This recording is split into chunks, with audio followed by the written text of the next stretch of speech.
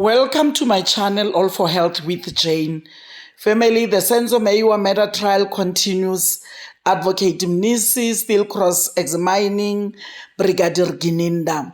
Once Advocate Mnisi was done with questioning the statement by Absalom Zungu, Advocate Mnisi moved to the next point. And that point was when Muzi Sibiya got arrested for the Tembisa case. Advocate Mnisi was questioning the way he was arrested on that day. He was taken to Tembisa. He was tortured by the police in Tembisa. And he is indicating that one of the police who were there was Warrant Officer Makubo. It was Warrant Officer Makubo and some other police who were working in Tembisa, including the two generals. So the way Advocate Mnisi puts it, he says Muzi Sibiya was arrested for the drugs and being arrested for the drugs, but he was interrogated about the Senzo Meyiwa murder case. So that for him, it was a serious concern to say, why did they do that? Advocate Mnisi says if Muzi Sibiya was arrested for drugs and ammunition, then why interrogating him about the Senzo Meyiwa murder case? So that's his main concern. And Brigadier Gininda, in his response, he says that never happened. He was not there when whatever meeting they had with Muzi Sibiya in Tembisa. He says he wasn't there. And even if he was not there, he was expecting to see that report on the reports that were written or on the statements that were written on the day Muzi Sibiya got arrested. But instead, there was nothing mentioned. And another thing that he indicated was that according to the records of that day, the statements that were written, even the statements from court about that case of drugs and ammunition, Warrant Officer Makubo was not there. Family, and the court did not mention anything about the Senzo Meyiwa murder case as far as Muzi Sibiya is concerned. Family, you know what surprises me is that Muzi says Warrant Officer Makubo was there when he was arrested and tortured in Tembisa. Brigadier Gininda says, according to the records, Makubo was not there. But family, knowing Makubo, we heard Makubo the last time when he was called by Mr. Mgomezulu, that Makubo is one who will come and tell the truth. You know, Makubo, you could hear that Makubo is not in favor of these 5 accused being arrested. Makubo still believes that the people who killed Senzo Meyiwa are the people who were in the house at the Kumalos. So I am saying, if the court wants Makubo to come, you know, and give proof or give evidence that he was there on the day Muzi Sibiya got arrested in Tembisa, I believe that Makubo can do it. The court needs to call him. He needs to come and tell the court, give proof to the court that indeed he was there. Without him coming, then it will be Mnisi against Brigadier Gininda, whom both of them were not there. So hence I'm saying my suggestion is that, or my recommendation, if maybe the court would hear this, it's that Warrant Officer Makubo needs to be called to bring that evidence. But anyway, family, let's watch and listen as Advocate Mnisi demands answers from Brigadier Gininda. You know, the reason why I'm asking whether you have knowledge about this Torcop arrests Not really chloroquine arrest, but of the arrest in March 2019 of accused number 1, because he is telling me that around 20, you might not remember the date so well, but it was in 2019. He was accosted by police people. He was in Tembisa. And he was accosted by a group of police. Some of them were in uniform and some of them were in private clothes. He specifically remembers, amongst those who were there, a certain Mr. Mudau, I don't know their ranks, a certain Mr. Mudau, a certain Mr. Baloi, and as I've said, and one other policeman who was also in uniform. Yes, I'm listening, my lord. Oh, thank you. Yes, yeah. Thank you. Yeah. Now, he's telling me that when they accosted him, they were driving in a kumbi, like I think it's a Nissan kumbi, it's in Pendulo kind of a thing. But I think it's a kumbi. This guy who accosted him was driving in a kumbi. I'm listening, my lord. Thank you. And upon his arrest, he was then taken to Torchering. I'm listening, my lord. I think that is where the offices of these people who arrested him were, I would assume, because they were just offices, they are according to him. I'm listening, my lord. Thank you. And then he says, upon the arrival at Torchering, they put him in one of the unoccupied offices there. They also asked him questions in relation to the death of Senzo. When he informed them that he knows nothing about this, they then started to assault him. He continued to deny any knowledge about the death of Senzo. Then the assault also continued, but when they realized that there's nothing that they would be able to extract from him, they then stopped the assault and took him to another office. Following, my lord. Thank you. In this subsequent office that they took him to, there were also other individuals there who he identified as a certain Mr. Lishabane.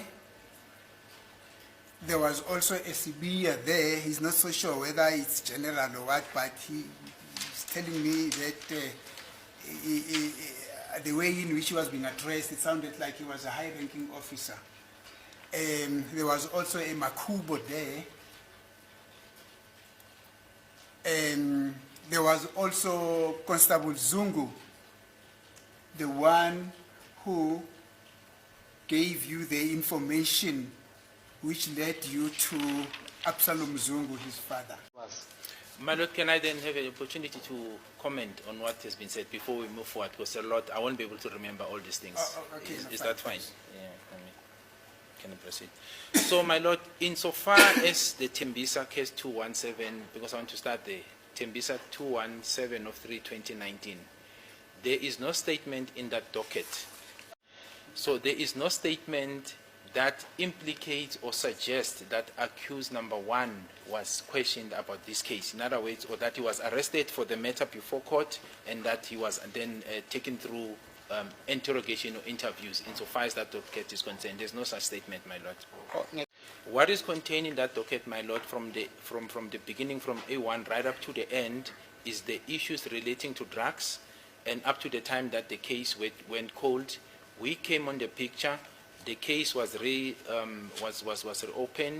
It went through the trial process with. I don't mean to defame the accused, but he was convicted for those charges and not the matter relating to this matter. For the charges, when I say those charges, I'm referring to the charges of possession of drugs and ammunition. That is the conviction or announcement that was announced by the court, my lord, in Tembisa.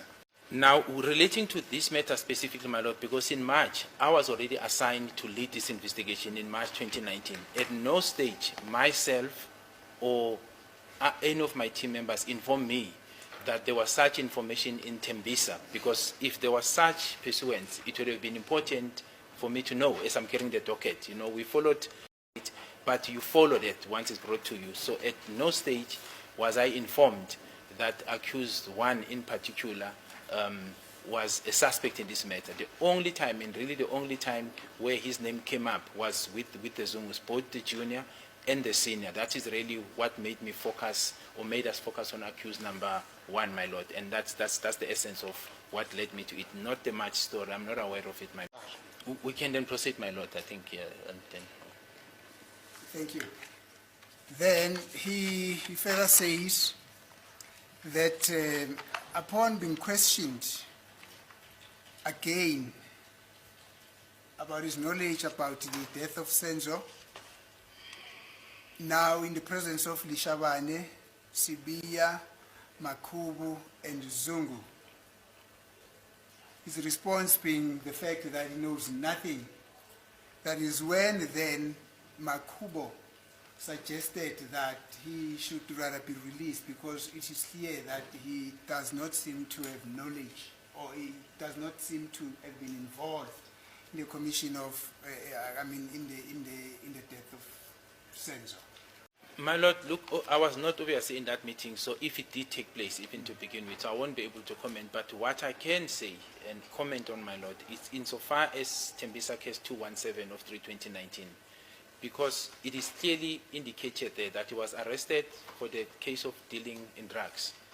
The reason of him not being pursued further is because the matter was withdrawn due to the absence of the 212 statement for the authentication of the drugs. Those are the reasons that are contained in that docket. That's the first part. Secondly, my lord, there is no statement in that docket of Warrant Officer Makubo forming part of that investigation or interview at any stage, from the initial stage up to the time the matter went to trial. Even when we were involved, Warrant Officer Makubo did not submit any statement in that docket. So there was no statement that indicates, or perhaps one can take it further, even on the diary, the investigation diary, that says in that docket in particular around that time, because that's the only matter I can refer to, he was present. Lastly, my lord, I'm saying this with greatest respect, I do not understand, if somebody gives an information to you, how do you spontaneously at that spot come to a conclusion that someone is not involved, he must be released? I mean, if the assertion is correct, Warrant Officer Makubo, as I'm saying, is a warrant officer, and if the assertion that is given to me is also correct, that there were two generals there, the seniority is very clear. Generals will make that decision. So I don't understand how will a warrant officer, without even investigation, then will impose the decision in the presence of the general, and the generals must just follow. That doesn't make sense to me, my lord, with greatest respect. Yeah, thank you, Brigadier. Let me just correct one perception from the last point of your analysis. Mr. Makubo, from the instruction that I'm getting from Mr. Sibiya, never said he should be released. Mr. Makubo only suggested that he should be released because it appears to him, Mr. Makubo, that he bears no knowledge about the death of Senzo. So it is therefore a little bit ingenious for you to say that Mr. Makubo is the one who gave an order that he should be released. I just suggested. Let's not argue about non-essentials. If you suggest something, yes, if you had said somebody else other than Makubo suggested, but you are saying your instructions are Makubo suggested. Yes. Now, he suggests to the generals. Yes, madam. Right, and he was released thereafter. It means they suggested, it means the generals bought his suggestion. Yes, the suggestion was so there's taken. nothing wrong in that. Is that I'm so? only correcting the brigadier who says it is very strange for a junior officer to instruct senior officers to release somebody else. It was only a suggestion. And on the basis of the information that they had then, they said, no, Makubo's Vumelana now. Exactly. That's just the perception that I'm trying to correct. Thank you, sir. But let us proceed.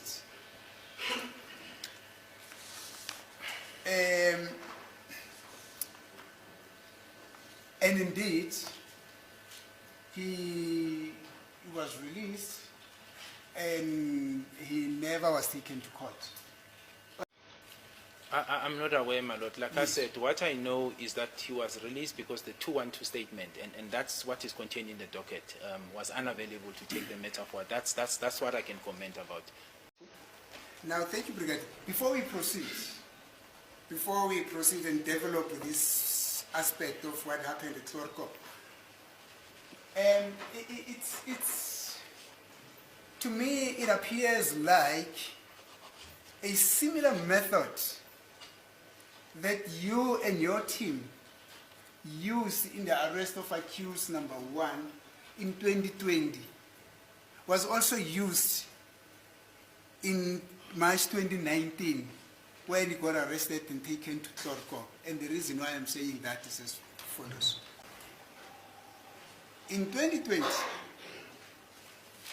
when you and your team, that included Sergeant Mahula,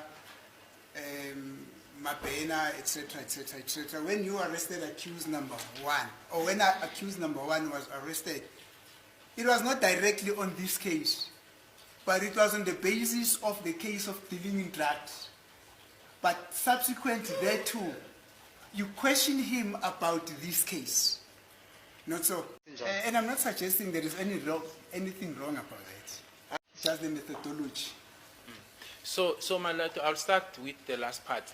The answer is correct, yes. He was arrested for the drug dealing case, and then in the background, we have done a cold case analysis insofar as this matter is concerned. That's the first part. So I agree with the last assertion, but I want to go to the first portion of Advocate Mnisi's statement. When we did that, my lord, I was given a mandate to investigate this case. So in other words, one was not sitting randomly and selecting or deciding that you will pursue suspects which you do not have a docket on. This docket was given to us, to me, to lead as the investigating officer. As part of the investigation, we obtained evidence that was pointing us to accused number 1. And it is on those bases that then the analysis, the methodology was then embarked on to focus on him, not in the absence of this docket. So this docket was the basis of what we were doing. Now, in March 2019, my lord, I was still in possession of this docket, as I've said to date. The members who appears there as the arresting officers in the Tembisa case were not part of my investigation team. They are local detectives, they are police officers, crime prevention and detectives from Tembisa. They were not part of the investigation prior to me being present. They are not part of the investigation team up to date. So they have no knowledge or relevance insofar as I know, insofar as this matter is concerned. It will then be peculiar because what questions do you put?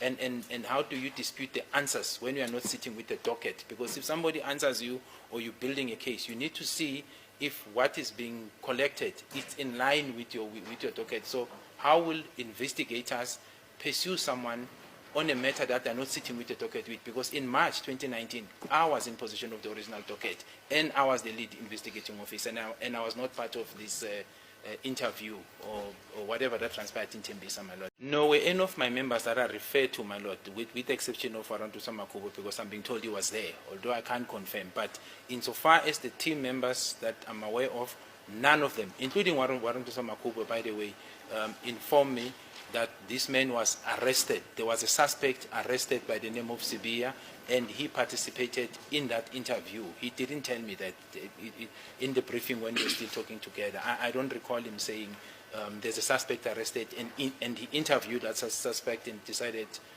or suggested that that particular suspect must be released.